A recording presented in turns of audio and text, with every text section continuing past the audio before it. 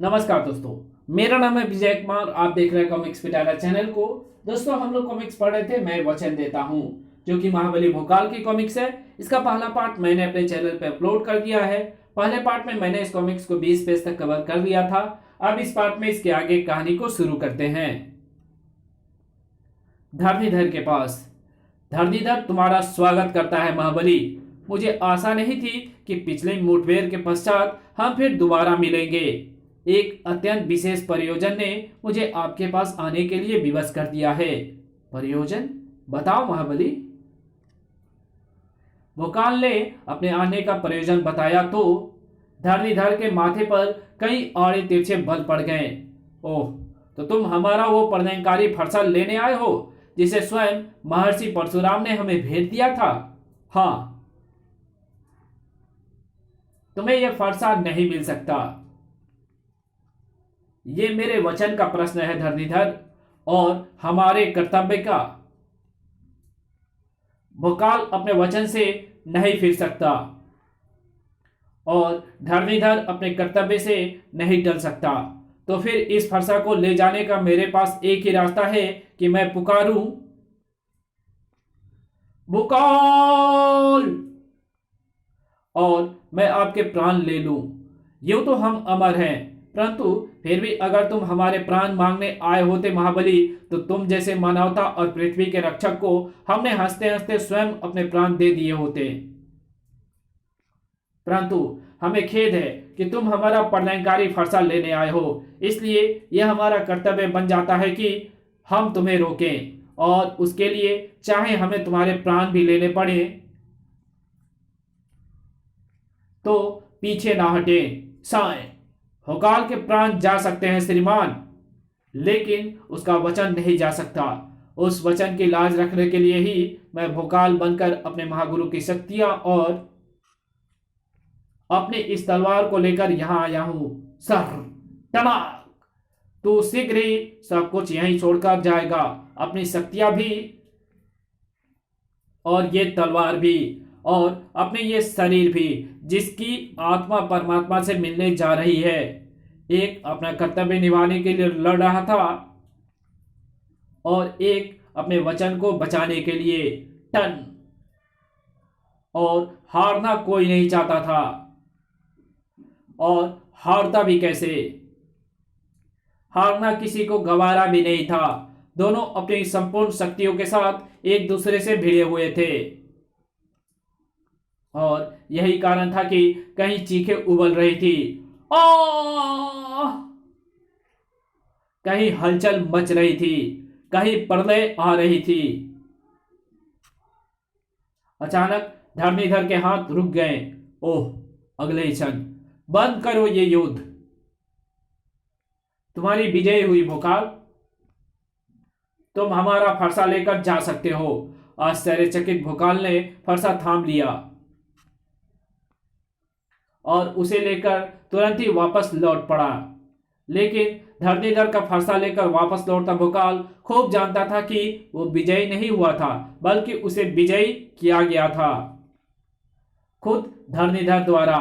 हमें क्षमा करना माता धरा पर हमें क्षमा करना माता धरा, जो हम महाबली भोकाल की शक्तियों से भिड़ गए, ये जानते हुए कि हमारी और उसकी शक्तियों का टकराव आपकी छाती को छलनी कर देता है। आपके गर्भ में सोए सैकड़ों ज्वालामुखियों को जगा देता है, आपके संपूर्ण शक्तियों को कंपित करके अघोषित प्रलय ला देता है। महाबली भोकाल और हमारी शक्तियों के टकराव से ऐसा एक बार पहले भी हो चुका है, और ऐसा दोबारा ना हो, इसलिए हमने भोकाल को अपना फरसा दे दिया। अगर हम ऐसा ना करते तो भोकाल की शक्तियां हमारे शक्तियों से ना जाने कब तक टकराती रहती, और वो टकराव प्रलय को ले आता। वैसे हमें यह भी मालूम है कि महाबली भोकाल जैसा व्यक्ति हमारे प्रलयंकारी फरसे को किसी गलत हाथों में नहीं दे सकता। धरणीधर का फरसा लाकर मैंने अपना वचन निभा दिया देवी, कृपया इसे ग्रहण कीजिए। तुमने बड़ी दीदी की इच्छा पूरी कर दी महाबली। अब मेरी बारी है। क्या चाहिए तुम्हें? काला मोती।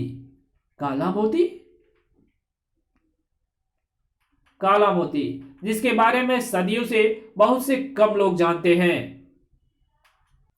काला मोती, जिसके बारे में सदियों से बहुत से लोग जानते हैं कि काला मोती, जिसके बारे में सदियों से बहुत से लोग जानते हैं, लेकिन आज तक किसी ने उसकी एक झलक भी नहीं देखी है। हालांकि सभी जानते हैं कि काला मोती काले पहाड़ की इन दुर्गम घाटियों में कहीं मौजूद है, लेकिन कहां, इस बारे में आज तक कोई नहीं जान पाया। जो भी इसके बारे में जानने के लिए यहां आया वो जीवित वापस नहीं लौटा। यहां छिपे सैकड़ों संकटों ने उसे वापस लौटने ही नहीं दिया। लेकिन जो आज तक नहीं हुआ वो आज होगा। मैं काला मोती लेकर वापस लौटूंगा, इन संकटों को धूल में मिलाकर। अभी भोकाल उस आखिरी पत्थर के शैतान को समाप्त करके निपटा ही था कि ओह, सामने की पहाड़ी ने दो हिस्से में बंटकर मुझे आगे बढ़ने का रास्ता दे दिया है। यानी उस पहाड़ी से जो चट्टानी शैतान निकले थे, उनका अंत ही इस रास्ते को सामने लाने का साधन था, जो काला मोती तक पहुंचता है। और आज तक यह रास्ता किसी के सामने इसलिए नहीं आया क्योंकि आज से पहले कोई भी उन चट्टानी शैतानों को खत्म नहीं कर पाया। परंतु क्या इस रास्ते से होकर मैं आसानी से काले मोती तक पहुंच जाऊंगा? जवाब अगले कदम पर ही था, और अगला कदम रखते ही भोकाल को वो जवाब भी मिल गया। भोकाल गिरता चला गया। ना भोकाल को यह पता था कि वो कहां गिरता जा रहा है, और ना उसे यह पता चला कि वो कहां आकर गिरा है। ओह, बड़ी ही रहस्यमयी जगह पर आ पहुंचा हूं मैं। यहां आगे बढ़ने का कोई रास्ता नहीं दिखाई दे रहा। कहां जाऊं, कैसे जाऊं, कुछ समझ में नहीं आ रहा है। तभी ओह, ये क्या? तेजी से लुढ़कती हुई गोल चट्टाने। कहीं ये चट्टाने ही आगे बढ़ने का रास्ता नहीं? बिल्कुल है, क्योंकि अगर ये चट्टाने लुढ़कती जा रही है तो कहीं तो जा रही होगी। मैं भी अपनी ढाल की सहायता से उड़ता हुआ इनके पीछे चला जाऊंगा। ओह, मेरी ढाल की उड़ने की शक्ति तो यहां काम ही नहीं कर रही है। यानी मैं उड़कर इनके पीछे नहीं जा सकता, लेकिन आगे बढ़ने का मेरे पास एक ही रास्ता बचता है, तेजी से लुढ़कती इन चट्टानों के ऊपर सवारी करने का। और ऐसा करने के लिए मुझे सतर्कता का सहारा लेना होगा, क्योंकि जरा सा भी चूकने का अर्थ है मेरे शरीर का इस चट्टान से गिरना और चटनी बन जाना। लेकिन भोकाल का शरीर चट्टान पर सुरक्षित नहीं था, यह उसे शीघ्र ही पता चल गया। ओह, सामने खोलते हुए लावे का कुंड है। आखिर इन चट्टानों में से अधिकतर चट्टानें उस कुंड में गिर रही है। बहुत कम चट्टानें ही अपनी तीव्र गति के कारण उछलकर लावे के उस कुंड को पार कर रही है। ओह, जिस चट्टान पर मैं सवार हूं वो भी लावे के कुंड में ही गिरती जा रही है। अगर मैंने कुछ नहीं किया तो मैं भी इस चट्टान के साथ उस कुंड में गिरकर समाप्त हो जाऊंगा। क्या करूं, कैसे बचूं? एक ही रास्ता है, मुझे चट्टान की सवारी छोड़नी होगी और छलांग लगानी होगी उस चट्टान की तरफ जो अपनी गति के कारण लावे के कुंड को पार कर रही है। लेकिन क्या मेरी ये छलांग सफलता प्राप्त कर पाएगी? लेकिन साहस करने वालों का साथ ईश्वर भी देता है। सफलता भोकाल के हाथ लगी थी, और इसी सफलता के साथ भोकाल वहां पहुंच गया था जहां मौजूद था काला मोती। वो रखा है काला मोती, इसी को तो लेने मैं यहां आया हूं। ओह, अगर मैं सतर्क ना होता तो ऊपर से टपका ये तरल पदार्थ मुझ पर गिर जाता। वैसे अगर ये पदार्थ मुझ पर गिर भी जाता तो मुझे क्या हानि होनी थी? ओह, हानि नजर आई तो भोकाल की आंखें आश्चर्य से फटती चली गई। जाने कहां से आकर हजारों की संख्या में ये छोटे छोटे प्राणी उस चट्टान से चिपक गए हैं जिस पर वो पदार्थ गिरा था। Cheater cheater cheater. ऊपर से गिरे उस तरल पदार्थ के लालच में इन्होंने इन्होंने तो सारी की सारी चट्टान को नष्ट कर डाला। उफ, अगर वो तरल पदार्थ मुझ पर गिरता तो इन प्राणियों ने मेरा भी यही हाल किया होता। यानी अब मुझे ऊपर से गिरने वाले उस तरल पदार्थ से अत्यधिक सतर्क रहना होगा, क्योंकि इस स्थान पर उस तरल पदार्थ के सैकड़ों छत्ते हैं। एक एक कदम को फूंक फूंक कर रखता भोकाल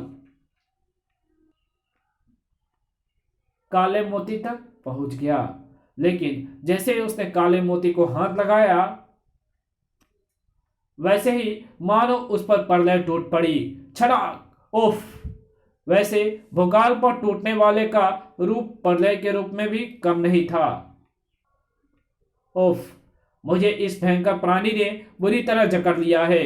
ये अवश्य ही उस काले मोती का रक्षक है और ये मुझे काले मोती को हाथ लगाने का दंड देना चाहता है, मेरे प्राणों को मेरे शरीर से निकालकर।